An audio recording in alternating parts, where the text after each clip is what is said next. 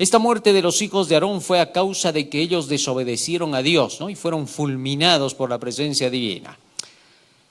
Y Jehová dijo a Moisés: di a Aarón tu hermano que no en todo tiempo entre en el santuario detrás del velo, delante del propiciatorio que está sobre el arca, para que no muera, porque yo apareceré en la nube sobre el propiciatorio. La orden de Dios ahora para Aarón era: ten cuidado, Aarón, diles a tus hijos que no van a entrar allí donde esté el propiciatorio, ni ellos ni tú, sino para cuando llegue el día de la expiación. ¿Correcto? ¿Por qué? Porque cualquiera de los que entraba sin el permiso de Dios hasta ese lugar, moría. Regresemos al versículo 1 y fíjense aquí con claridad lo que Dios dice. Verso 1.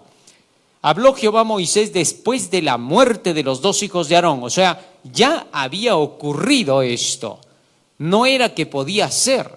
Ya la advertencia que ahora Dios le estaba dando a Aarón era: no vaya a ser que te suceda lo mismo que a tus hijos. ¿Correcto? Muy bien, versículo 3.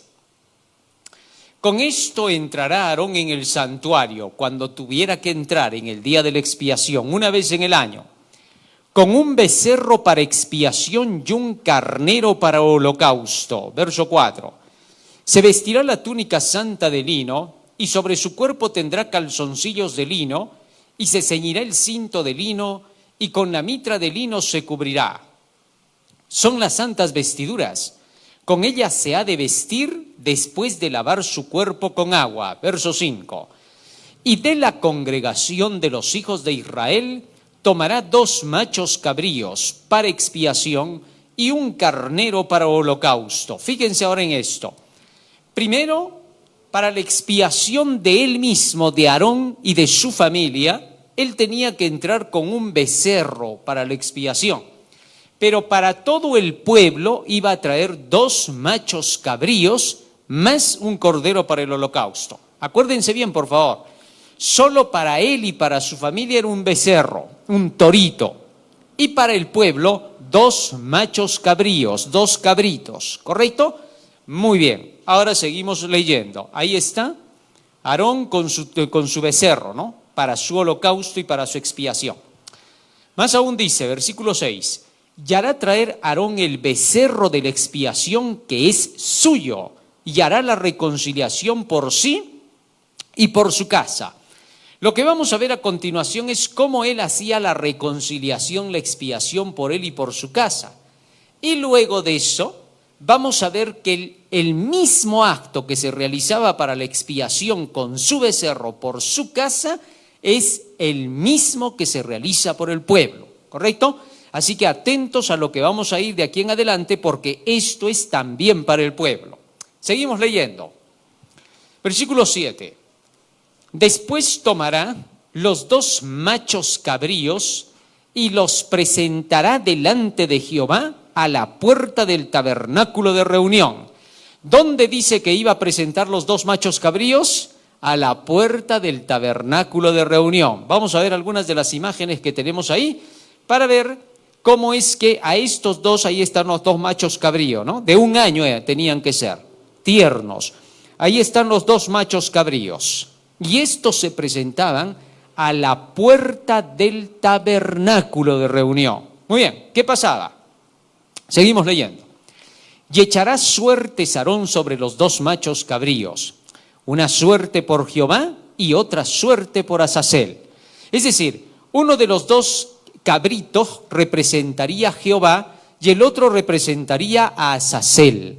Azazel no es otro que Satanás, ¿correcto? Así que entonces era la representación de los 2 príncipes, el príncipe Jesús y el príncipe Lucifer. Lucifer en el cielo tenía ese cargo y aquí en la tierra se llama el príncipe de las tinieblas. El apóstol Pablo incluso le llama el Dios de este siglo, pero con D minúscula, ¿correcto? De tal manera que entonces la confrontación acá se ve es de estos 2 poderes antagónicos, Jesucristo y Satanás. Muy bien, ¿qué pasaría ahora? Dice que sobre ellos 2 había que echar suertes. Y luego dice, y hará traer Aarón el macho cabrío sobre el cual cayere la suerte por Jehová y lo ofreceré en expiación. ¿Cómo es esta suerte? Siempre hemos sabido que en el mundo cristiano nosotros no creemos en la suerte, no creemos en las loterías, no creemos en que la vida es una suerte y que el destino ya está predicho para la persona, si le va a ir bien o le va a ir mal, va a ser afortunado o no. Nada de eso hemos creído. Por eso es que incluso se ve que cuando los soldados romanos, dice que echaron suerte sobre las ropas de Cristo para repartírsela, ¿no? Entonces todo eso era una práctica pagana, el asunto de la suerte, el asunto del azar. El juego de los dados, por ejemplo, ahora es una cuestión de azar y de otras cosas más que tienen que ver solamente con la casualidad. Pero y en este caso, ¿por qué dice aquí echarán suertes? En este caso, ¿saben por qué se le llama suerte? Porque para los que iban a decidir quién iba a ser por Jehová y quién iba a ser por Azazel, ellos no sabían qué cosa iba a salir. Ellos anotaban simplemente, este va a ser Jehová Azazel, le daban vueltas, escogían y salía. Pero ¿saben por qué no era una suerte para Dios? ¿No era azar completo? Porque Dios era el que decidía cuál de los dos iba a ser por Jehová y cuál por Azazel. Así que aunque para los hombres era como una suerte porque no sabían, Dios con su voluntad decidía cuál de los dos saldría. Por esa razón no era azar, sino la voluntad ¿de quién? De Dios. Pero parecía ser suerte acá en la tierra. Pero cuando nosotros vamos a un casino y lanzamos los dados, ahí no es la voluntad de Dios. Tú no le vas a decir, por ejemplo, ahí en un casino, Señor, por favor, haz que salga 2 números 6 en los dados, que salga 12. No le vas a pedir eso porque Dios no te va a escuchar, porque Dios no te va a regalar nunca el dinero fácil. Dios no está de acuerdo con las loterías, ni con los sorteos, ni con ningún tipo de esas cosas, porque Dios quiere que ganemos el pan con el sudor de la frente, no con la tinca, Entonces, como cristianos no participamos de eso, no nos importa ganar dinero por más que estemos en la pobreza más extrema de las formas en que Satanás ha inventado, sino que pedimos a Dios que nos dé fuerzas para poder trabajar y ganarnos el dinero con el esfuerzo que Él nos da. Muy bien, entonces queda descartada toda idea de que estas suertes tuvieran que ver con el azar. No tenían que ver con el azar, sino con la voluntad de Dios. Muy bien, seguimos leyendo. ¿Qué pasaba entonces? Versículo 10. Mas el macho cabrío sobre el cual cayere la suerte por Azazel por Satanás, lo presentará vivo delante de Jehová. Allá, la suerte que iba a caer por el cabrito de Jehová iba a ser en expiación, es decir, se le iba a cortar el cuello, a sacar la sangre y utilizar la sangre para la expiación de los pecados. Pero en el caso de Azazel, no, a este se le dejaba vivo. ¿Por qué? ¿Para qué? Para hacer la reconciliación sobre él, para enviarlo a Azazel al desierto. Es decir, todos los pecados que se iban a limpiar con la sangre del cabrito para la expiación, iba a llevarse todo el pecado y se lo iba a poner sobre Azazel para que Azazel se llevara todos los pecados al desierto. Es decir, ahí iba a morir este animalito abandonado cargando todos los pecados del pueblo. Nadie tenía que ir a auxiliarlo porque él se llevaba los pecados lejos del campamento. Muy bien, ese era Azazel. Ahí está, ¿no? Cómo se lo echaba al desierto para que ahí muriera en tierra deshabitada. Verso 11. Y hará traer Aarón el becerro, que era para expiación suya, y hará la reconciliación por sí y por su casa, y degollará en expiación el becerro que es suyo. Verso 12. Ahora, el mismo trabajo es por los dos. Verso 12. Después tomará un incensario lleno de brasas de fuego del altar de delante de Jehová y sus puños llenos del perfume aromático molido y lo llevará detrás del velo. Ahora bien, vamos a la imagen del santuario para ubicarnos. Una vez que le cortaba el cuello al animalito, al que representaba a Jehová, se llevaba la sangre dentro del santuario. Vamos a la imagen del santuario, por favor. Ahí donde estábamos poniendo las imágenes, ahí está todo. Muy bien, donde estamos en el orden de las imágenes, de las que yo he dado. Allí vamos a ver cómo, después de que se le sacaba la sangre al animal, Entonces el sumo sacerdote entraba hasta el templo. Vamos a la siguiente. Vamos avanzando. A donde está adentro ya el sacerdote. Vamos avanzando. Se ponía las manos al animal.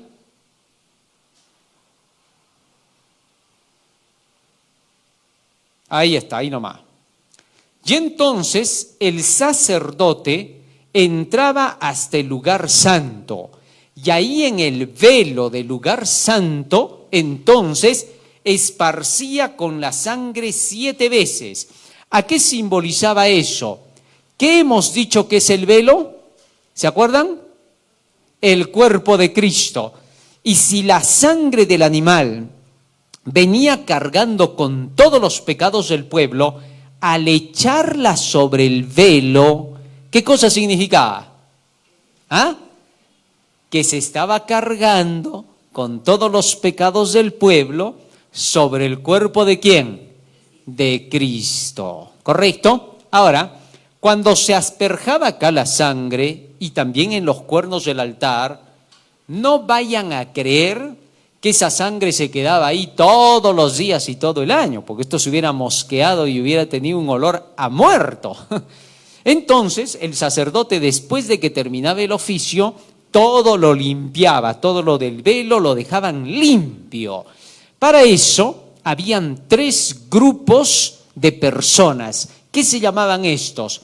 Los coatitas, los meraritas y los gersonitas, que eran de los de la descendencia de Aarón, de Coat, de Merari y de Gersón, ¿correcto?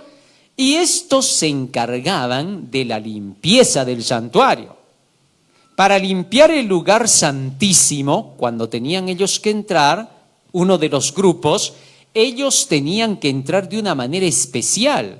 Utilizaban sogas para poder pasar desde el techo, levantando las telas, a fin de que entrara de espaldas hacia el arca el que iba a limpiar, porque no era el sumo sacerdote, sino los del grupo. Entonces, supongamos que acá estaba el arca, él entraba bajando así, de espaldas, limpiaba todo, sin mirar, no podía mirar el arca para nada, porque si no, lo fulminaba la presencia de Dios, ¿correcto? Igual para el piso, no tenía que mirar nada. Y así, cuando terminaba, otra vez era sacado por la parte superior, según lo que cuentan los mismos que realizaban estos actos en su tiempo, ¿no? Por la historia, pero en fin.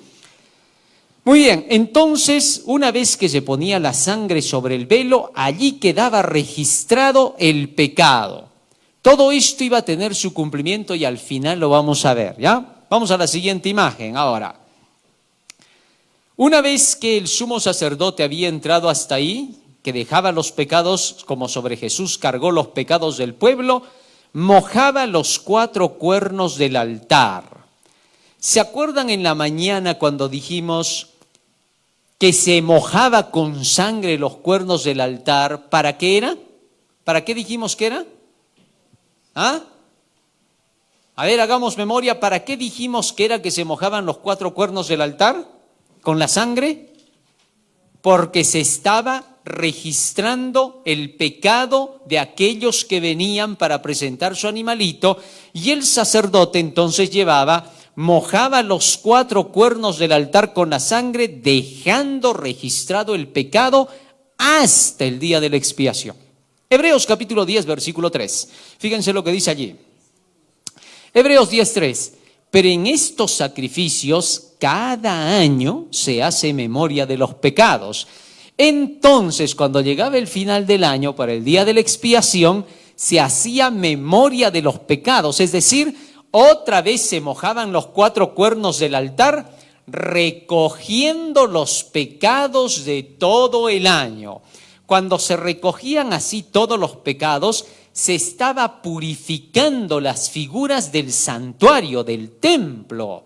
Es por eso que el apóstol Pablo dice en Hebreos capítulo 9, versículo 22 lo siguiente. Fíjense, y casi todo es purificado según la ley con sangre, y sin sangre no hay derramamiento, no se hace remisión de pecados sin derramamiento de sangre.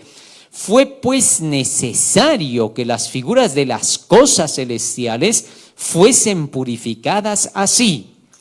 ¿Se dan cuenta que así como en la tierra se purificaba con la sangre, poniendo en los 4 cuernos del altar, sacando los pecados del pueblo para borrar los pecados, en este día, cuando el sumo sacerdote estaba entrando para hacer expiación, recién los pecados de todo el año se estaban, ¿qué cosa?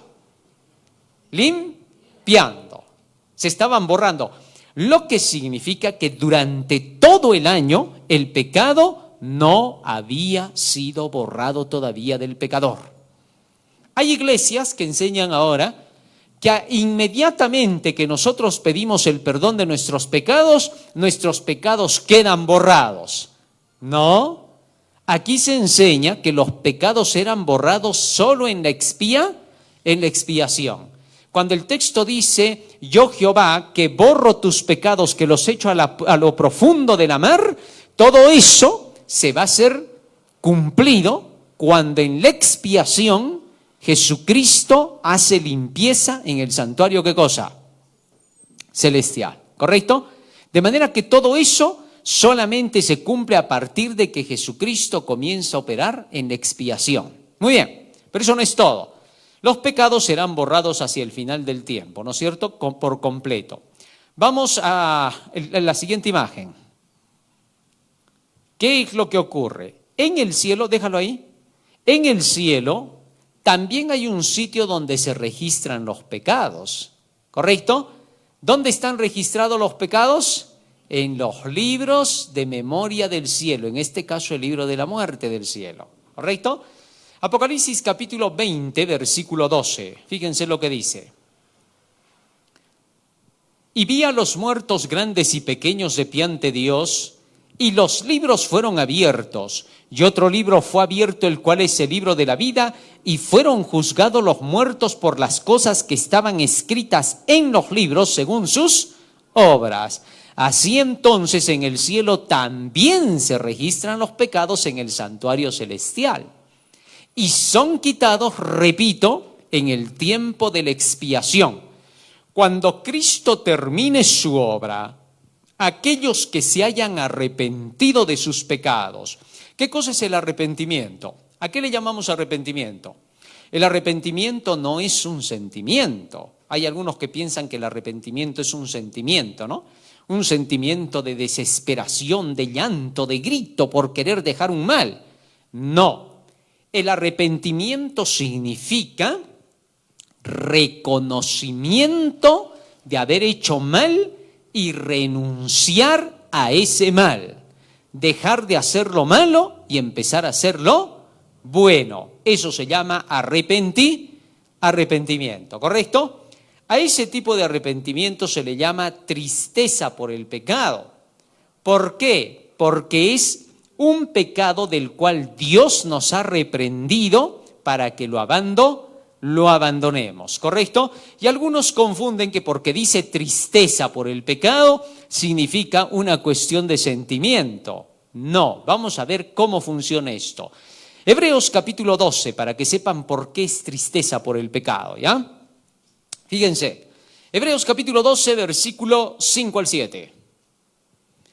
Ya habéis olvidado y habéis ya olvidado la exhortación que como a hijos se os dirige diciendo: Hijo mío, no menosprecies la disciplina del Señor, ni desmayes cuando eres por él reprendido, porque el Señor al que ama disciplina y azota a todo el que recibe por hijo. Verso 7. Si soportáis la disciplina de Dios, Dios os trata como a hijos, porque ¿qué hijo es aquel a quien el Padre no disciplina? Pero si se os deja sin disciplina, de la cual todos han sido participantes, entonces sois bastardos y no hijos. Cuando el Señor nos disciplina, dice, es porque Él nos ama, quiere lo mejor. Pero ¿qué produce con eso? Versículo 11. Es verdad que ninguna disciplina al presente parece ser causa de gozo, sino de, ¿qué dice? Cuando Dios nos disciplina, cuando nos llama la atención con su palabra, con su ley, con sus reprensiones, inmediatamente dice que eso produce tristeza, ¿correcto? Es decir, preocupación. Inmediatamente decimos, o sea, ¿Lo que estoy haciendo está mal? ¿Tengo que abandonar ese pecado? ¿Eso que estoy practicando? Y entramos en tensión y preocupación. ¿Cómo hago ahora para dejar este pecado? Hay pecados que a veces son más críticos para dejar, ¿correcto? Entonces se entra en ese proceso de tristeza. Pero luego dice, después da fruto apacible de justicia a los que en ella han sido ejercitados. Ahora bien, como esta tristeza se produce por la reprensión de Dios, ¿a qué nos lleva? Segunda de Corintios capítulo 7, verso 9 y 10. Ahora me gozo, dice Pablo, no porque hayáis sido contristados, es decir, entristecidos, sino porque fuisteis entristecidos, ¿para qué? Para arrepentimiento. O sea, cuando Dios nos llama la atención, cuando nos reprende, solo lo hace para hacernos arrepentir. Esa es la tristeza, no es un mero sentimiento, no es una emoción, no es que simplemente me pongo a llorar, no.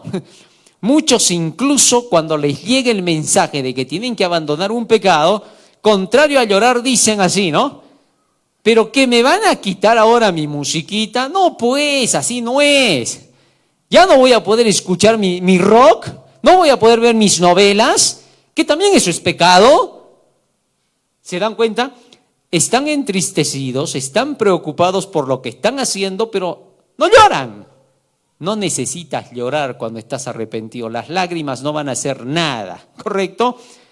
Así que entonces el arrepentimiento es un reconocimiento de haber hecho mal, estar dándose cuenta de que está en mal camino y que es tiempo de tener que renunciar al mal. Así que no necesitamos arrobamientos en el arrepentimiento, sino reconocimiento. Miren lo que pasó con David, Salmo 51:3, cuando él supo, o mejor dicho, cuando el profeta Natán le dijo que había cometido adulterio con Betsabé. ¿Cuál fue su reacción? Porque yo reconozco mis rebeliones y mi pecado está siempre delante de mí. ¿Qué actitud tuvo David? ¿Se puso a gritar y a llorar? No, simplemente dijo, reconozco mis rebeliones, sé que he hecho mal, no lo voy a negar. Eso es lo que estaba diciendo el rey.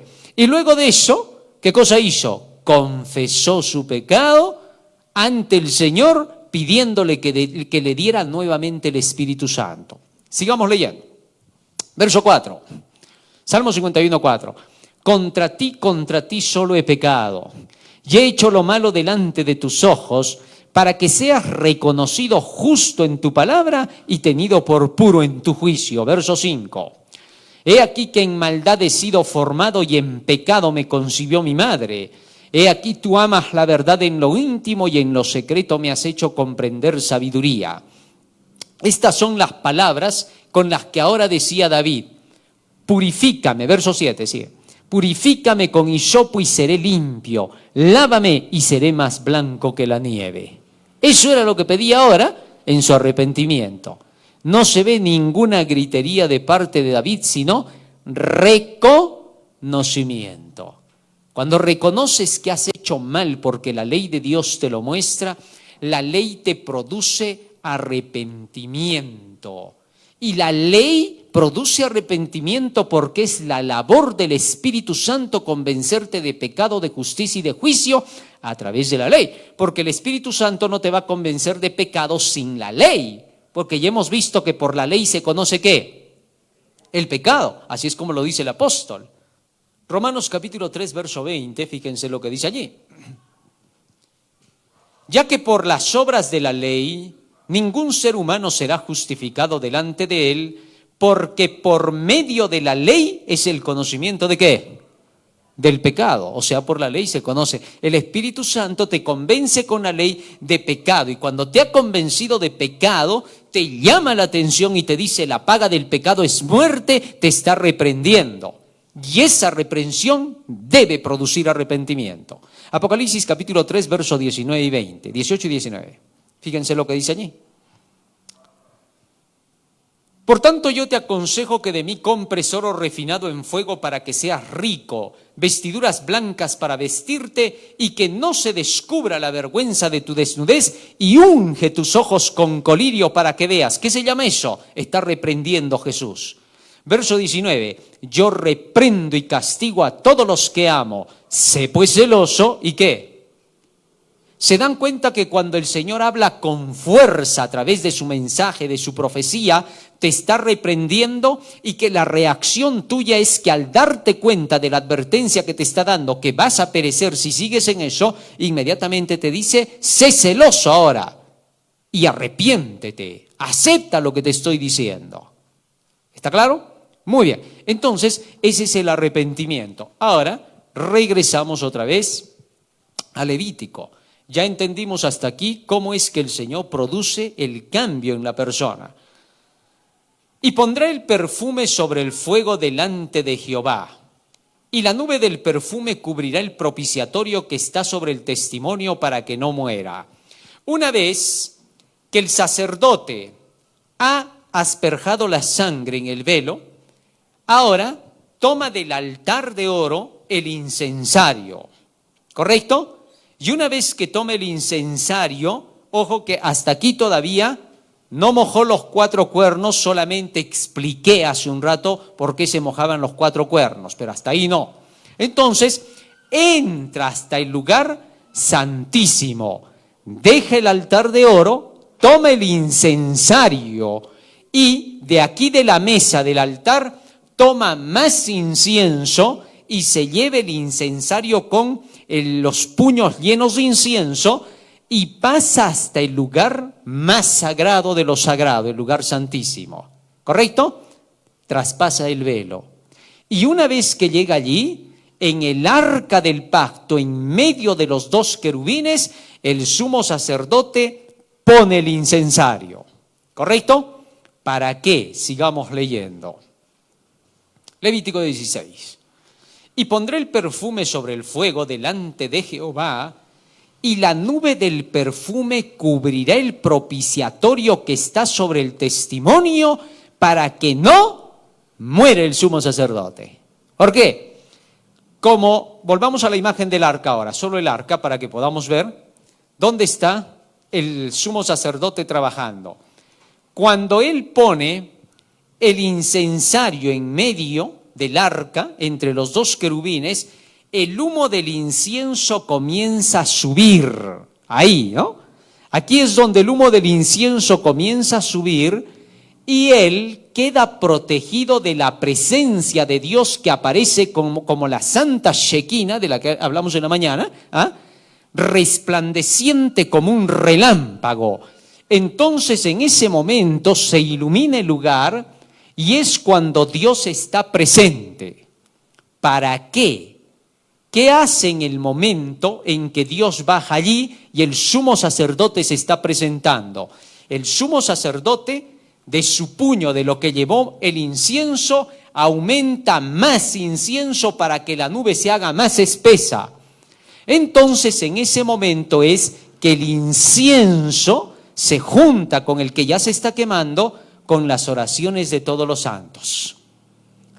En la hora en que el sumo sacerdote estaba poniendo el incienso en medio de los 2 querubines, el pueblo que estaba afuera, todos los que estaban participando de los beneficios de la expiación, estaban orando, pidiendo el perdón de todos sus pecados. Levítico capítulo 16, seguimos leyendo, versículo 16-17, o donde nos quedamos, ¿no? Ahí está. Tomará luego de la sangre del becerro, la rociará con su dedo hacia el propiciatorio, al lado oriental hacia el propiciatorio, esparcirá con su dedo 7 veces de aquella sangre. Es decir, delante del arca, el sumo sacerdote ahora agarraba la sangre con la que había entrado y mojaba sus dedos y asperjaba sobre el arca 7 veces. Delante del arca, ¿correcto? ¿Para qué? Ahí en medio de los 2 querubines. Cuando él estaba asperjando la sangre sobre el propiciatorio, debajo del propiciatorio, ¿qué cosa estaba? ¿Se acuerdan? Los 10 Muy bien. Los 10 mandamientos son los que muestran el pecado. Y es la ley la que reclama la sangre del pecador. ¿Por qué? Porque cuando alguna persona dice, muy bien, ya sé que soy transgresor de la ley. Ahora tú le dices a la ley, ley, ¿qué puedo hacer para yo quedar limpio de mi pecado? Ah, la ley te responde y te dice, fácil, dame tu sangre, dame tu vida y yo te limpio de pecado. Pero si le das tu sangre, si tú le das tu vida, ¿de qué sirve que te limpie de pecado si te está matando? Porque la obra de la ley, su misión de la ley, su trabajo es que solamente acepte santos para el cielo. Pero si tú cometiste pecado, lo único que puede hacer la ley por ti es matarte. ¿Correcto? La letra mata, el espíritu es el que da vida. Así que entonces, cuando tú venías ante la ley te exigía tu vida. Pero como el sumo sacerdote estaba entrando con la vida del animalito que representaba a Jesús, la sangre de Jesucristo, que era la del macho cabrío, por Jehová, pagaba la deuda a la ley. ¿Está claro? Dios no tiene que pagarle la deuda al diablo. Tú no le tienes que pagar ninguna deuda al diablo. Tú no le debes nada al diablo. ¿Correcto? Así cometas 100,000 pecados en esta tierra, tú no le debes nada al diablo. Lo único que puede hacer el diablo es decir, ha pecado y necesita morirse. Nada más. Pero tú no le debes nada a él. Ni Dios tiene que pagarle nada al diablo. Dios paga con su propia sangre a su propia ley, a su justicia, para que su justicia quede satisfecha. Ahora mira, si esta ley hubiera podido ser anulada, porque hay religiones que dicen que la ley está por gusto, que ya ha sido crucificada, que ya Cristo la mató en la cruz, si eso fuera verdad, si la ley pudiera ser anulada, ¿para qué tenía que dársele sangre? ¿Para qué tendría que morir Jesús derramando su sangre? Si simplemente Dios pudo haber dicho, bueno, como la ley no sirve, la vamos a anular. Si era fácil, no necesitaba morir Jesús para eso. Pero ¿por qué entonces se ve que Jesús muere y paga con su sangre a la ley? Porque la ley no podía ser quebrantada, había que pagarle, no para anular la ley, sino para satisfacer a la ley. ¿Está claro? Eso indica con claridad que la ley sigue vigente y nunca se la quitará. Ya que la ley es la única que seguirá mostrando el pecado y todos nosotros, debido a eso, necesitaremos de un Salvador, de la sangre de Jesucristo. Muy bien, segundo punto. Cuando el sumo sacerdote entraba hasta aquí, en este momento se cumplía algo especial. 1. Dios era justo, porque no pasaba por alto el pecado, sino que cobraba la deuda. Eso se llama justicia. Y a la vez era misericordioso. ¿Por qué? Porque con esa misma sangre con la que se le pagaba la ley, con esa se obtenía el perdón. ¿Está claro? Así Dios era justo y a la vez el que justifica, como dice el apóstol Pablo. Todo se cumplía ahí. Lo mismo pasó en la cruz. Jesús cargaba con los pecados de todo el mundo. ¿Por qué? Porque fueron cargados todos nuestros males en Él. Él decidió cargarlos para salvarnos de nuestras transgresiones. De tal forma que cuando Jesús carga con todos los pecados del mundo y se los lleva hasta el madero, primera de Pedro 2, 23 y 24, ¿no? Dice, se cargó con todos los pecados sobre el madero para que por su llaga nosotros seamos sanados. De tal forma que entonces, cuando todos los pecados se cargan en Jesucristo, lo justo era que Jesús tuviera que morir por los pecados. ¿Qué les parece? Segunda de Corintios 5:21. Segunda de Corintios 5:21.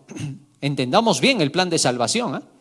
Al que no conoció pecado, a Jesús, por nosotros lo hizo pecado, para que nosotros fuésemos hechos justicia de Dios en Él. Es decir, Cristo se hizo pecado por nosotros, cargó con los pecados de toda la humanidad, desde Adán hasta el último que exista arrepentido en esta tierra. Pues Cristo carga con los pecados de los que se arrepienten, porque no va a poder cargar con los pecados de los que no se arrepienten. Si tú no te arrepientes de tus pecados y sigues con tus pecados, entonces no los estás dejando sobre Jesucristo. ¿Cómo podría Él cargar tus pecados si no se los has dejado? No tiene ningún sentido. Hay otros que vienen hasta la cruz, confiesan su pecado, Señor, he hecho mal, perdóname. Muy bien, dejan los pecados ahí al pie de la cruz. Y cuando terminan de orar, se levantan, vuelven a agarrar sus pecados y se los vuelven a llevar. ¿Qué gracia han hecho? Siguen cargando sus propios pecados. Cristo no va a cargar los pecados que tú no se los dejes ahí a los pies de la cruz. Se los tienes que dejar, es decir, tienes que abandonar tu pecado para que Cristo pueda hacer la reconciliación. ¿Está claro, hermanos? Muy bien. Entonces, eso es lo que pasaba en el momento que Cristo entraba en que el sumo sacerdote entraba en el lugar santísimo. Vamos a la siguiente imagen. Y seguimos leyendo ahora lo que pasa en Levítico capítulo 16, verso 16 y 17, 15, 16 y 17. Dice: después degollará el macho cabrío en expiación por el pecado del pueblo, y llevará la sangre detrás del velo adentro, y hará de la sangre como hizo con la sangre del becerro, y la esparcirá sobre el propiciatorio y delante del propiciatorio. Así, cuando el sumo sacerdote haya hecho eso, purificará el santuario. Ahora bien, mientras el sumo sacerdote estaba presentando así la sangre frente al propiciatorio, en ese momento Dios descendía para ver quién se había arrepentido y quién no se había arrepentido. ¿Correcto? De tal forma que en ese momento se llevaba a cabo un juicio de investigación. Por eso en Levítico capítulo 23, versículo 26 al 29 leemos lo siguiente. También habló Jehová a Moisés diciendo: a los 10 días de este mes séptimo será el día de expiación. Tendréis santa convocación y afligiréis vuestras almas y ofreceréis ofrenda encendida a Jehová. Verso 28. Ningún trabajo haréis en este día, porque es día de expiación para reconciliaros delante de Jehová vuestro Dios. Porque toda persona que no se afligiere en este mismo día, que no se arrepienta, será cortada de su pueblo. ¿Qué les parece?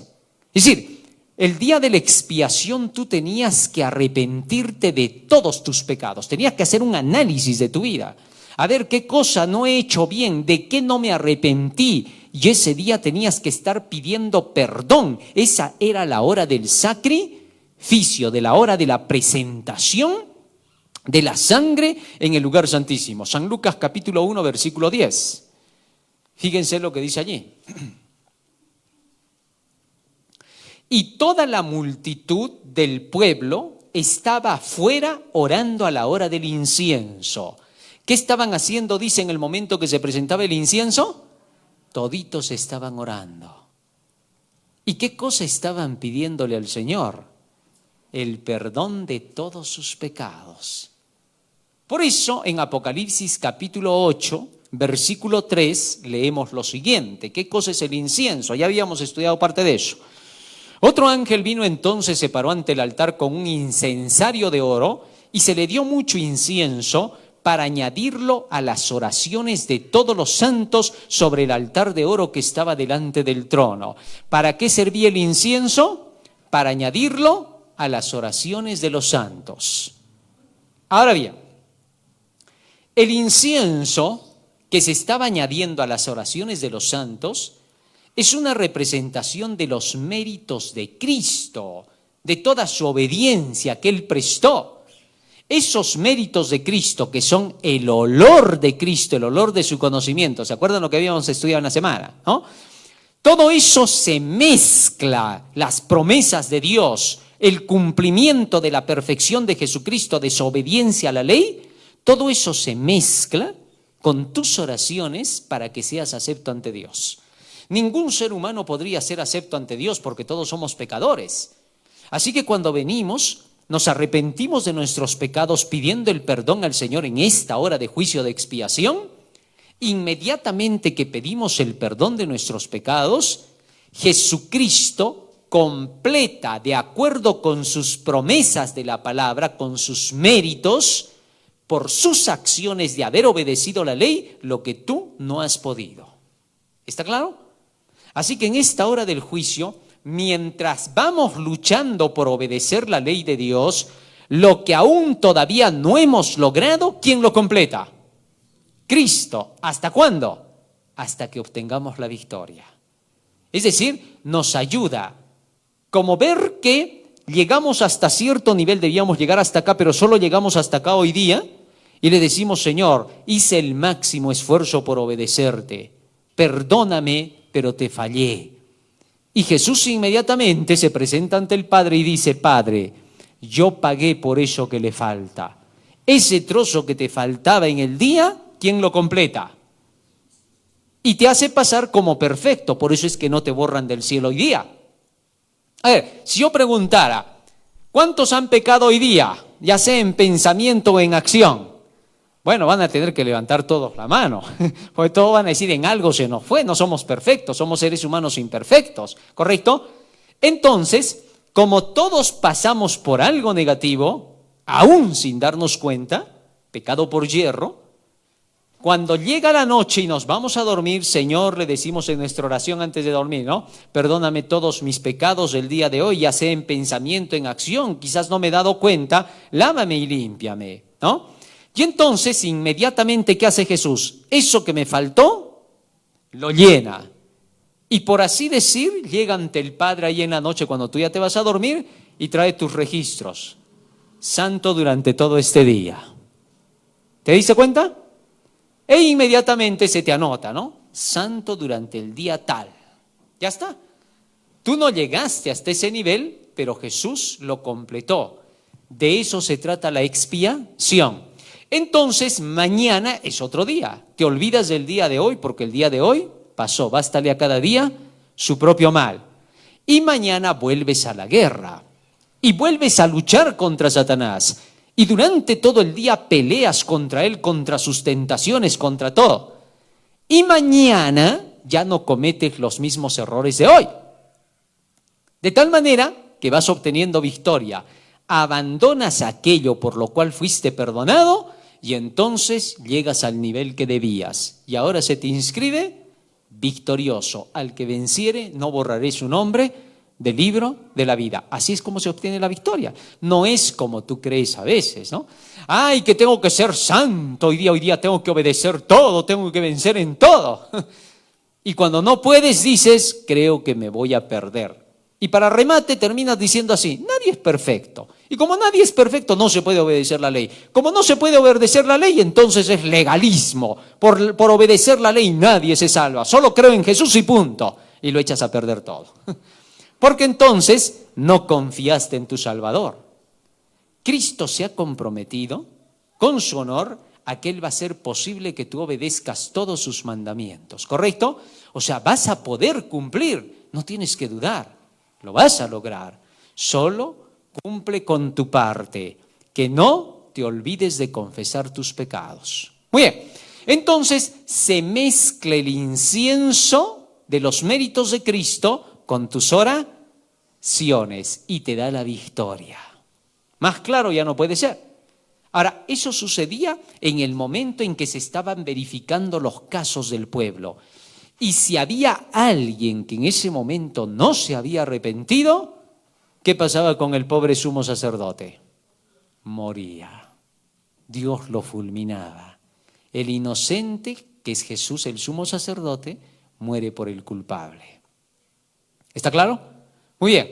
Pero cuando no pasaba eso y todo el pueblo se había arrepentido en la hora de la expiación, en el momento del incienso, el sumo sacerdote, como tenía sus campanillitas, seguía haciendo sonar. Todos escuchaban. ¿Están sonando las campanillas del sumo sacerdote? Sí. Eso quiere decir que está vivo, quiere decir que Dios nos está aceptando. Todo el rato que estaba el sumo sacerdote trabajando adentro, esas campanitas sonaban fuerte. Tal es así que todos escuchaban. Cuando ya no sonaban, todos estaban tristes y aterrados. Eso pasó, ¿se acuerdan? En el tiempo de Juan el Bautista con Zacarías, con su papá, ¿no? No salía, dice, a la hora del incienso. Todos estaban preocupados. ¿Qué le ha pasado a Zacarías? Y de pronto salió después de harto rato porque estaba conversando con el ángel Gabriel, ¿no? Estaban hablando de Juan que iba a nacer, pero él se había quedado mudo porque dudó. Y cuando salió, todos se tranquilizaron, pero él no hablaba nada. Y entonces, ¿qué pasaba? Cuando el sacerdote se moría, el sumo sacerdote, llevaba una soga atada a su cintura. Entonces, cuando ya sabían que el sumo sacerdote había caído fulminado, comenzaban ¿a qué?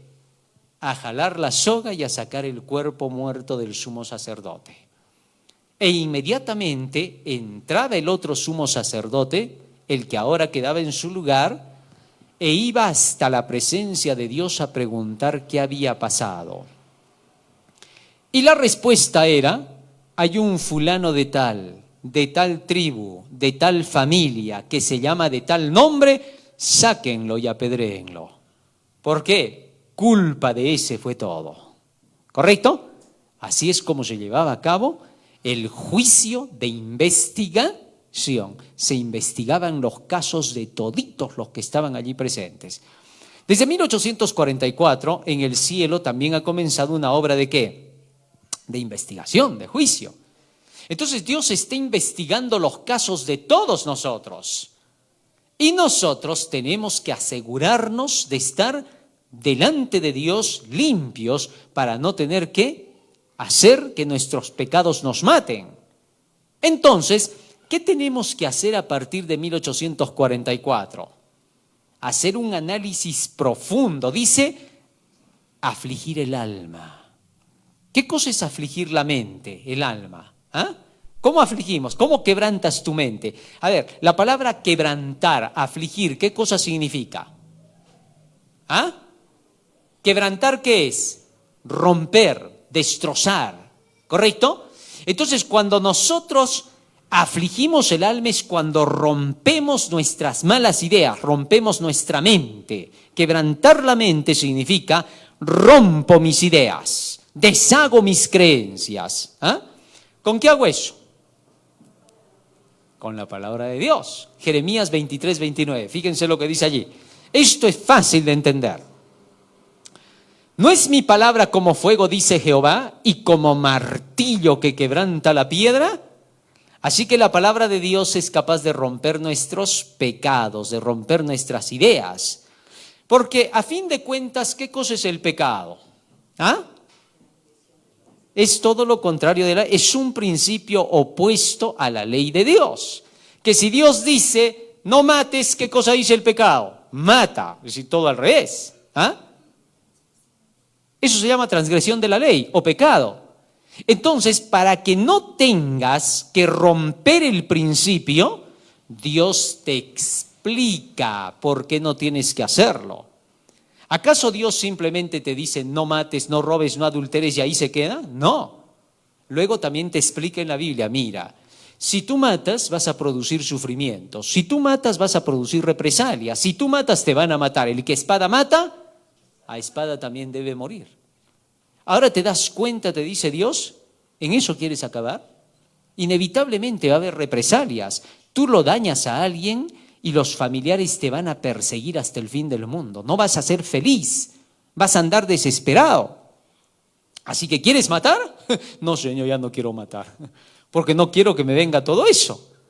Entonces te hace arrepentir de ese acto y te quebranta la mente, te rompe la falsa idea de pecado y la saca de ti. ¿Está claro? El pecado no va a salir así nomás. Tiene que estar mezclado con los méritos de Cristo, es decir, mezclado con su palabra. Cuando las oraciones de los santos se mezclan con los méritos de Cristo, con el incienso de Cristo, entonces recién el pecado queda abandonado. Ya está. Ahora, todo eso pasaba. Y si el sumo sacerdote salía limpio de todo, todo estaba bien, todo estaba en paz, entonces el santuario quedaba purificado. Levítico capítulo 16, verso 16. Levítico 16, 16. Así purificará el santuario a causa de las impurezas de los hijos de Israel, de sus rebeliones y de todos sus pecados. De la misma manera hará también al tabernáculo de reunión, el cual reside entre ellos en medio de sus impurezas. Muy bien, no solamente se iba a purificar el tabernáculo del lugar santo y el lugar santísimo, sino también donde se reunía todo el pueblo, ¿correcto? Todo iba a ser purificado con la sangre, limpiado. Y una vez hecho eso, quedaban en paz con Dios. Vamos al siguiente versículo, 17. Ningún hombre estará en el tabernáculo de reunión cuando él entre a hacer la expiación en el santuario, hasta que él salga y haya hecho la expiación por sí, por su casa y por toda la congregación de Israel. Así que el pueblo, ¿dónde estaba mientras? Afuera, estaba esperando a que él salga. El rato que lo veían salir, todos corrían y el sumo sacerdote salía y bendecía al pueblo, ¿no? Hermanos, todo está en paz, les decía, ¿no? Y todos quedaban satisfechos. ¿Por qué? Porque después de eso venía una gran fiesta por haber sido todos perdonados y haber sido limpiados y expiados. ¿Qué fiesta era la que venía? La de los tabernáculos, la fiesta de las cabañas, una fiesta de alegría, ¿no es cierto? Apenas se acababa el juicio, pero vamos por partes. Versículo 18, ¿qué sigue diciendo? Y saldrá al altar que está delante de Jehová y lo expiará. Y tomará de la sangre del becerro y de la sangre del macho cabrío y la pondrá sobre los cuernos del altar alrededor. Verso 19. Y esparcirá sobre él de la sangre con su dedo 7 veces y lo limpiará y lo santificará de las inmundicias de los hijos de Israel. Verso 20. Cuando hubiere acabado de expiar el santuario y el tabernáculo de reunión y el altar, hará traer el macho cabrío vivo. Ahora, salía el sumo sacerdote después de haber terminado la expiación dentro del tabernáculo, después de haber expiado el altar, haber recogido todos los pecados de los 4 cuernos del altar, y salía hasta la puerta. ¿Eso a qué representa? Representa a la segunda venida de Cristo, ¿correcto? Una vez terminado el juicio, entonces sale hacia el lugar santo para recoger todos los pecados, expiar el altar, llevarse los pecados, sale hasta la puerta, hace traer luego a Azazel y va a poner los pecados sobre él, ¿correcto? Muy bien, pero hasta ahí paremos un rato. Cuando Cristo sale del lugar santísimo hacia el lugar santo para poder recoger, borrar todos los pecados del pueblo, se cumple lo que dice Apocalipsis capítulo 22, versículo 11. Fíjense lo que dice allí. El que es injusto sea injusto todavía, y el que es inmundo sea inmundo todavía. Y el que es justo practique la justicia todavía, y el que es santo santifíquese todavía. Ahora bien, cuando Jesús termina el juicio en el cielo, así como el sumo sacerdote cuando acababa de expiar, de purificar el lugar santísimo, y salía otra vez del velo afuera, donde estaba el altar del perfume, es el momento cuando se acaba el tiempo de salvación.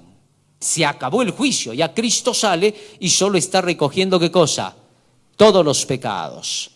Durante ese periodo, cuando recoge todos los pecados del altar y sale hasta la puerta para bendecir al pueblo, en ese periodo de la caminata de Jesús a la puerta, acá en la tierra se está derramando la ira de Dios. Es el tiempo de angustia, ¿correcto? Al igual que la gente que estaba afuera, cuando el sumo sacerdote todavía no había salido, todos estaban ¿cómo? temblando, en angustia, preocupados. ¿Qué va a pasar? Ellos no veían lo que estaba pasando adentro, como nosotros no vemos lo que está pasando en el cielo. Cuando se cierre el tiempo de gracia, nosotros ni siquiera lo vamos a saber. No hay ninguna señal que nos diga cuándo se cierra la gracia. La ley dominical sale y empieza el periodo en que se abre la puerta para que entren los que nunca han escuchado el Evangelio. ¿Correcto? Pero no vamos a saber el momento cuando se cerró la gracia en el cielo. Solamente cuando veamos la primera plaga, recién vamos a saber que la gracia se había cerrado días antes. ¿Está claro? Así que entendamos bien, ¿no? Nosotros no vamos a saber cuándo se va a cerrar el tiempo de gracia general. No vamos a saber. Porque solo la primera plaga nos va a determinar que se acabó la gracia. Así es como dice el espíritu de profecía. Dice, cuando se cierre la gracia, allá en el cielo, acá en la tierra, nadie lo sabrá, porque todos seguirán trabajando, todos van a seguir haciendo sus labores como que todo estuviera bien. No van a saber cuándo se cerró la gracia. Pero en el cielo se habrá dicho, el que es justo, siga siendo justo, y el que es impío, que siga siendo ¿qué cosa? Impío. Recuérdese que la ley dominical solamente nos dice que aquellos que no quisieron entrar, que no quisieron aceptar el tercer ángel, quedan fuera. Pero después no se nos dice cuándo se cierra la gracia para todo el mundo. No sabemos nada de eso. Así que tengamos bien eso en cuenta. Ahora, de igual manera, los que estaban afuera, esperando que salga el sumo sacerdote, no sabían nada. Estaban angustiados. Y cuando el sumo sacerdote salía, recién ellos respiraban. Y cuando el sumo sacerdote decía que todos estaban bendecidos, solo ahí se tranquilizaban y decían, entonces estamos en paz con Dios. ¿Correcto? Muy bien. Entonces, ¿qué ocurría en ese momento? Seguimos leyendo. Ahí está el rato que sale el sumo sacerdote para bendecir al pueblo, ¿no? Y saldrá del altar que está delante de Jehová y lo expiará, y tomará de la sangre del becerro. El altar que está delante de Jehová es el del perfume. Y tomará de la sangre del becerro y de la sangre del macho cabrío, y la pondrá sobre los cuernos del altar alrededor. Y esparcirá sobre él de la sangre con su dedo 7 veces, y lo limpiará, lo santificará de las inmundicias de los hijos de Israel. Verso 20. Cuando hubiere acabado de expiar el santuario y el tabernáculo de reunión y el altar, hará traer el macho cabrío vivo. Muy bien. A su segunda venida, Jesucristo, ¿qué cosa va a hacer? Va a ser traer a Satanás, a quien ya decidió poner todos los pecados, que es el macho cabrío Azazel. Y entonces pondrá todos los pecados sobre Satanás y lo echará en esta tierra desolada y vacía por 1000 años, como se botaba el animal al desierto. Esta tierra va a quedar como un desierto a la segunda venida de Cristo. Y ahí se cumple que Satanás quede encadenado por 1000 años, al igual que el macho cabrío Azazel, cargando con todos los pecados que ha hecho cometer al mundo entero. ¿Está claro? Y luego, al fin de los 1000 años, como tenía que morir de hambre y sin agua el macho cabrío Azazel, así también Satanás será destruido con fuego y azufre. Ese será el final de Satanás. Seguimos leyendo. Levítico 16. Cuando hubiere acabado de expiar el santuario, el tabernáculo de reunión y el altar, hará traer el macho cabrío vivo. Verso 21. Y pondrá Aarón sus 2 manos sobre la cabeza del macho cabrío vivo, y confesará sobre él todas las iniquidades de los hijos de Israel, todas sus rebeliones y todos sus pecados, poniéndolos así sobre la cabeza del macho cabrío, y lo enviará al desierto por mano de un hombre destinado para esto. Asimismo, como había un hombre que estaba destinado para poder mandar al desierto a ese macho cabrío Azazel, así también un ángel poderoso del cielo, a la segunda venida de Cristo, tomará al dragón, que es Satanás, para botarlo por 1000 años al abismo de la tierra. Apocalipsis capítulo 20, versículo 1 al 3. Apocalipsis 21 al 3. Vi a un ángel que descendía del cielo con la llave del abismo y una gran cadena en la mano, y prendió al dragón, la serpiente antigua que es el diablo y Satanás, y lo ató por 1000 años. Verso 3. Y lo arrojó al abismo y lo encerró y puso su sello sobre él para que no engañase más a las naciones, es decir, para que no haga pecar a nadie más. Por eso el macho cabrío se llevaba todos los pecados lejos del pueblo. Sobre él para que no engañase más a las naciones hasta que fuesen cumplidos 1000 años. Y después de esto debe ser desatado por un poco de tiempo. ¿Para qué? Para que Dios tenga que destruirlo. ¿Cómo se cumple eso? Sigamos leyendo para que vean qué cosa va a pasar. Verso 5. Pero los otros muertos no volvieron a vivir hasta que se cumplieron 1000 años. Esta es la primera resurrección. Verso 6. Bienaventurado y santo el que tiene parte en la primera resurrección. La segunda muerte no tiene potestad sobre estos, sino que serán sacerdotes de Dios y de Cristo y reinarán con él 1000 años. Cuando los 1000 años se cumplan, Satanás será suelto de su prisión y saldrá a engañar a las naciones que están en los 4 ángulos de la tierra, a Gog y a Magog, a fin de reunirlos para la batalla, el número de los cuales es como la arena del mar. Verso 9. Y subieron sobre la anchura de la tierra, rodearon el campamento de los santos, la ciudad amada, y de Dios descendió fuego del cielo y los consumió. Interesante. Muy bien. Antes de pasar a eso, sigamos leyendo lo que dice Levítico. Capítulo 16, verso 20, nos hemos quedado, ¿no? Sigue diciendo, cuando hubiere acabado de expiar el santuario, el tabernáculo de reunión y el altar, hará traer el macho cabrío vivo, verso 21, y pondrán sus 2 manos sobre la cabeza del macho cabrío vivo, confesará sobre él todas las iniquidades de los hijos de Israel, todas sus rebeliones, todos sus pecados, poniéndolos así sobre la cabeza del macho cabrío, y lo enviará al desierto por mano de un hombre destinado para esto. Y aquel macho cabrío llevará sobre sí todas las iniquidades de ellos a tierra inhabitada, y dejará ir el macho cabrío por el desierto. Después vendrá Aarón al tabernáculo de reunión, y se quitará las vestiduras de lino que había vestido para entrar en el santuario y las pondrá allí. Fíjense ahora en esto. Cuando se echaba al macho cabrío al desierto, el sumo sacerdote regresaba al tabernáculo y entonces se cambiaba sus vestiduras y ahora se ponía las sumos sacerdotales otra vez. Porque mientras estaba realizando el acto de la expiación, se ponía las vestiduras viles, con las cuales iba a manipular la sangre y todo, ¿correcto? Así que entonces ahora se cambiaba. Así también, cuando Jesús venga por segunda vez, Él va a venir para destruir a sus enemigos, no va a dejar a ninguno con ropajes de guerra, como un combatiente, como un conquistador. Por eso les he dicho varias veces que Jesús no va a venir como nos pintan ahí en las figuritas, ¿no? Con su vestidito así blanco como lo hizo hace 2000 años, sino como un gran guerrero y conquistador, porque viene a luchar contra sus enemigos. Derrota a todos sus enemigos, se regresa con sus hijos para el cielo, y allá, en el tiempo del milenio, es cuando Jesucristo se prepara para cambiar sus vestiduras y regresar después del milenio para salir vestido como un rey por encima del trono de la nueva Jerusalén. Y es cuando finalmente ocurre la última parte de la expiación. Vamos a ver qué cosa es. Seguimos leyendo.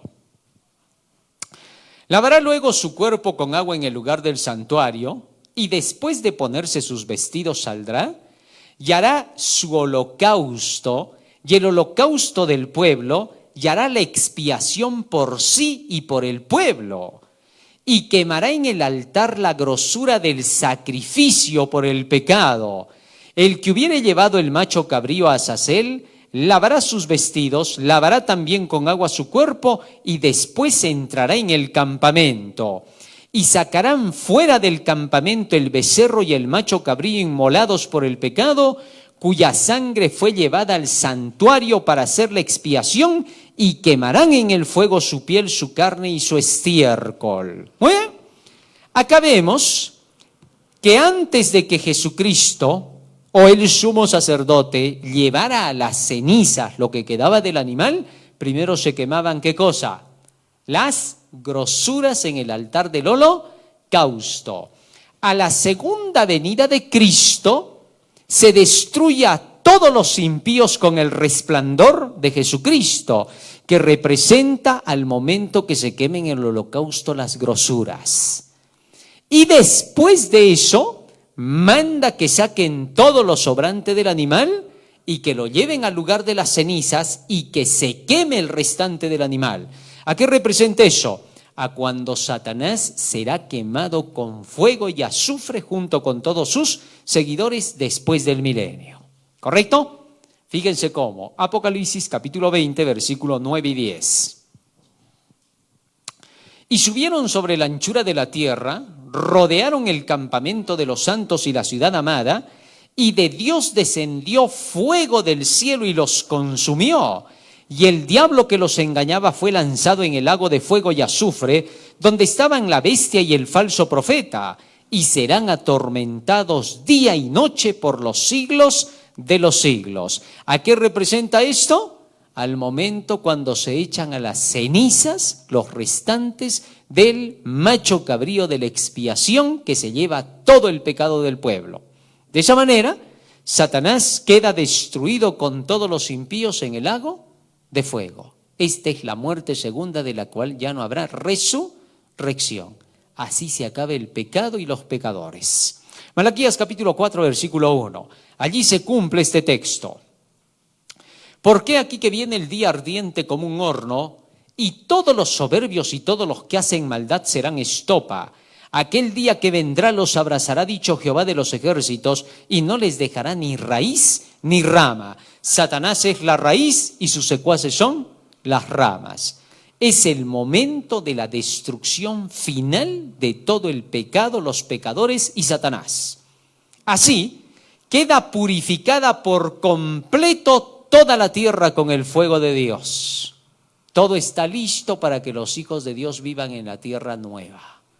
Así es como se cumple la última parte de las fiestas.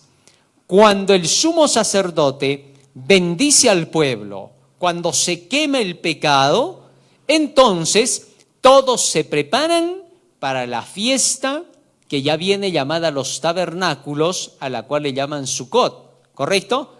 Esa fiesta de los tabernáculos no es otra que la que se va a realizar 1000 años allá en el cielo. ¿Qué pasaba en la fiesta de los tabernáculos? ¿Se acuerdan? La gente dice que salía durante 7 días construyendo sus cabañitas, ¿no? Toda esa semana tenían que habitar fuera de sus casas para poder llevar a cabo la fiesta de las cabañas o fiesta de los tabernáculos. Leamos un poco. Levítico capítulo 23, versículo 37. Estas son las fiestas solemnes de Jehová, las que convocaréis, santas reuniones para ofrecer ofrenda encendida a Jehová, holocausto y ofrenda, sacrificio y libaciones, cada cosa en su tiempo. Además de los días de reposo de Jehová, de vuestros dones, de todos vuestros votos y de todas vuestras ofrendas voluntarias que acostumbráis dar a Jehová. Pero a los 15 días del mes séptimo, cuando hayáis recogido el fruto de la tierra, haréis fiesta a Jehová por 7 días. El primer día será de reposo y el 8º día será también día de reposo. Y tomaréis el primer día ramas con fruto de árbol hermoso, ramas de palmeras, ramas de árboles frondosos y sauces de los arroyos, y os regocijaréis delante de Jehová vuestro Dios por 7 días. ¿Cuántos días era la fiesta de cabañas? 7 días. ¿Y qué más dice? Y le haréis fiesta a Jehová por 7 días cada año. Será estatuto perpetuo por vuestras generaciones, en el mes séptimo la haréis. En tabernáculos habitaréis 7 días, todo natural de Israel habitará en tabernáculos. Por eso se llama la fiesta de los o fiesta de las cabañas. Tabernáculos son cabañas, ¿no es cierto? Casitas que ellos se hacían. ¿Por qué? Porque con eso conmemoraban que habían vivido en el desierto en tiendas. Y por lo tanto tenían que festejar esa fiesta recordando que habían estado habitando en tiendas durante 40 años. En tabernáculos habitaréis 7 días, todo natural de Israel habitará en tabernáculos, para que sepan vuestros descendientes que en tabernáculos hice yo habitar a los hijos de Israel cuando los saqué de la tierra de Egipto, yo Jehová vuestro Dios.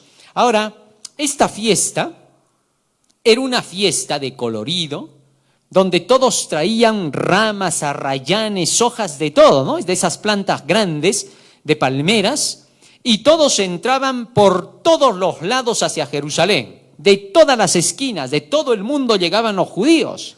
Y llegaban con la familia y todos entraban agitando sus palmas, ¿no? De alegría. Cuando llegaba la noche, se encendían las fogatas y se lograba ver el color verde de todas las ramas y de todas las cabañas, y parecía ser que estuvieran en la Nueva Jerusalén. Ya ellos con eso festejaban la fiesta que se llevaría a cabo cuando Cristo venga por segunda vez. Libro de Apocalipsis, capítulo 7, versículo 9. Fíjense cómo se realiza esa fiesta. Apocalipsis 7, 9. Después de esto miré, y aquí una gran multitud, la cual nadie podía contar, de todas naciones y tribus y pueblos y lenguas, que estaban delante del trono y en la presencia del Cordero, vestidos de ropas blancas y con palmas en las manos. Esto es la fiesta de los tabernáculos a la segunda venida de Cristo. Cuando todos hayan sido salvados, todos van a estar en el cielo, ¿cómo? Con sus palmas. Todos van a estar festejando frente al trono de Dios, agradeciendo que han salido libres de la hora del juicio. Así como acababa la expiación y el juicio en el pasado y se celebraban los tabernáculos, cuando acabe este juicio y Cristo venga, se celebra la fiesta de los tabernáculos. Y sigue diciendo más. Verso 10. Y clamaban a gran voz diciendo: la salvación pertenece a nuestro Dios que está sentado en el trono y al Cordero. Y todos los ángeles estaban en pie alrededor del trono y de los ancianos y de los 4 seres vivientes, y se postraron sobre sus rostros delante del trono y adoraron a Dios. Todo esto se va a cumplir para la segunda venida de nuestro Señor Jesucristo. ¿Cuántos años el pueblo del Señor va a festejar la fiesta de los tabernáculos? 1000 años. 1000 años van a festejar la fiesta de los tabernáculos. ¿Por qué? Porque no van a vivir aquí en su casa. ¿Dónde van a estar? Allá en la Jerusalén. Todos van a Jerusalén. Así como todos en la fiesta de los tabernáculos llegaban de todo el mundo a Jerusalén para festejar, así también de todo el mundo, todos los salvados, se van a festejar a la Nueva Jerusalén. Y ahí se quedan 1000 años en la ciudad de oro. ¿Para qué? Para festejar los 1000 años, la liberación que se hizo al terminar el juicio. Y durante ese periodo se van a ocupar de estar juzgando junto con Cristo para el juicio de la comprobación. ¿Correcto? Apocalipsis 24. Vamos a terminar. Y vi tronos y se sentaron sobre ellos los que recibieron facultad de juzgar, y vi las almas de los decapitados por causa del testimonio de Jesús y por la palabra de Dios, los que no habían adorado a la bestia ni a su imagen, y que no recibieron la marca en su frente ni en sus manos, y vivieron y reinaron con Cristo. ¿Cuánto tiempo? 1000 años. Ahora, esto que nos quede en claro, los únicos que van a ir al cielo, de los que van a festejar la fiesta de los tabernáculos, con todos los salvados de todas las épocas, son los que hayan salido victoriosos. ¿De quién dice? Regresemos al texto. Fíjense lo que dice ahí. Los que hayan salido victoriosos de la bestia y de su imagen, y que no recibieron, ¿qué? Su marca.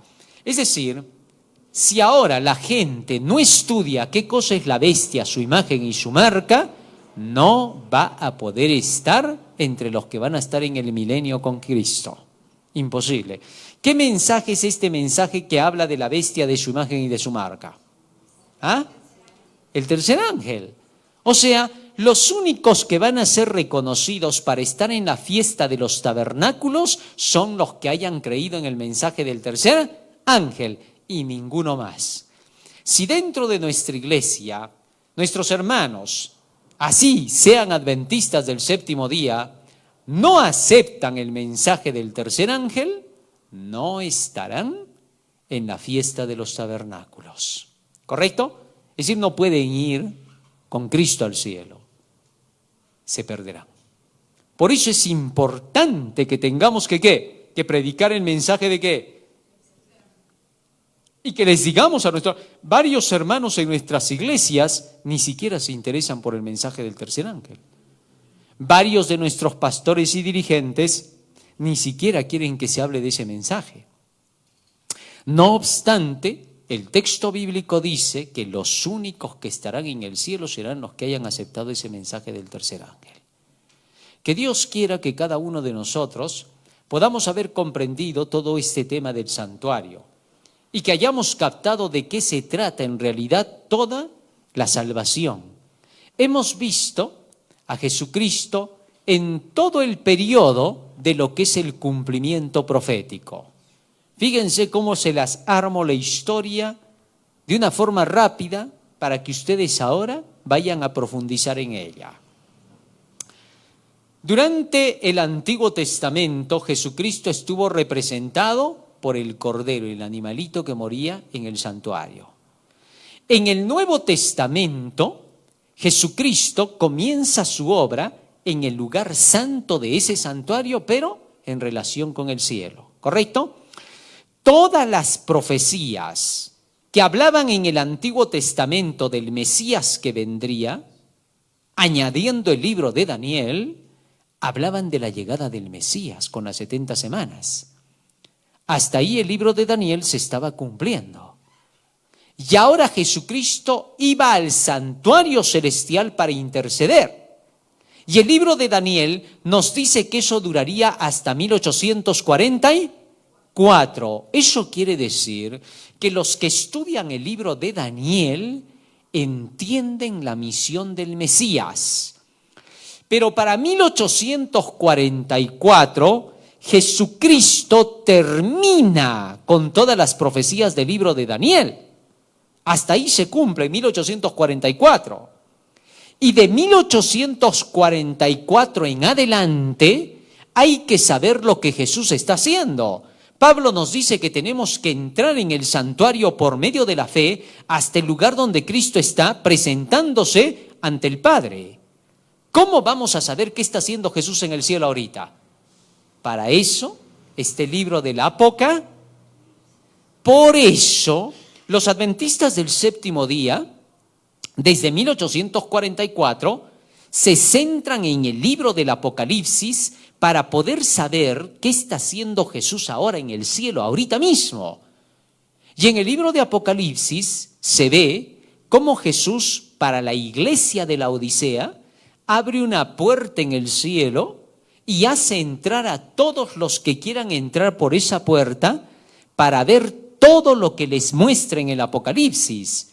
Al mostrarles todo eso que está en Apocalipsis, su pueblo se purifica, porque conoce los eventos que están por suceder, porque descubre el futuro y ve a Jesucristo que está en pleno juicio, intercediendo y expiando los pecados del pueblo. Así, los que leen todo el Apocalipsis terminan diciendo como Juan: ven, Señor Jesús. No temen. Pero los que no leen el Apocalipsis le tienen terror a que Cristo vaya a venir.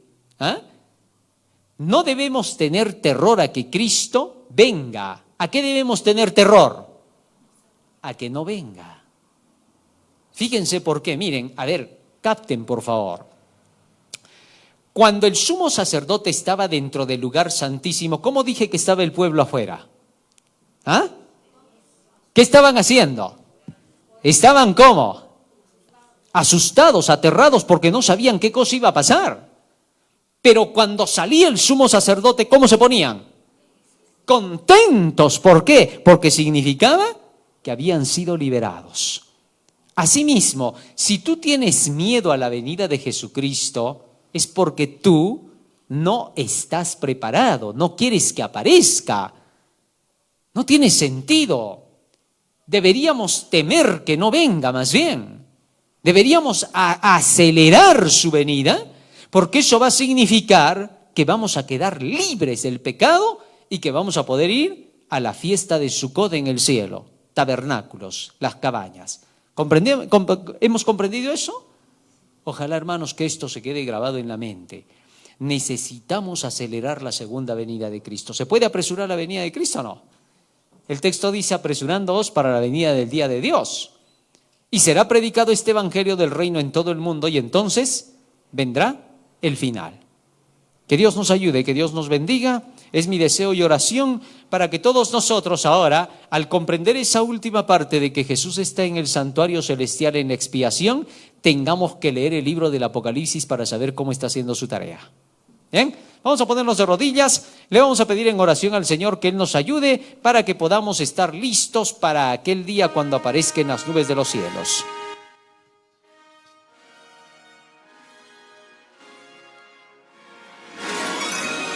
Bondadoso Padre que moras en los cielos, estamos agradecidos a ti por las benditas palabras que nos has dado en el día de hoy. Y te rogamos, Padre Santo, que todo esto quede grabado en nuestra mente y corazón para que sea el motor que impulse nuestras acciones. Lávanos y límpianos de todo pecado y toda iniquidad.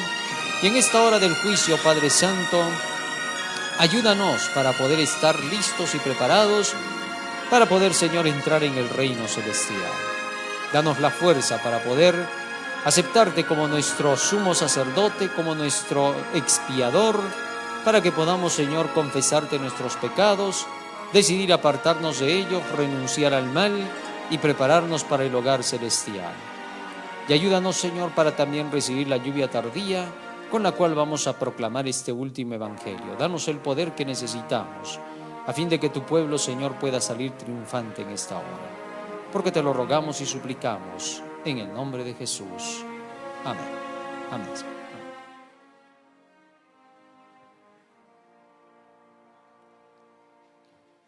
Muy bien, dejo el tiempo con nuestros hermanos encargados para la despedida de J.A.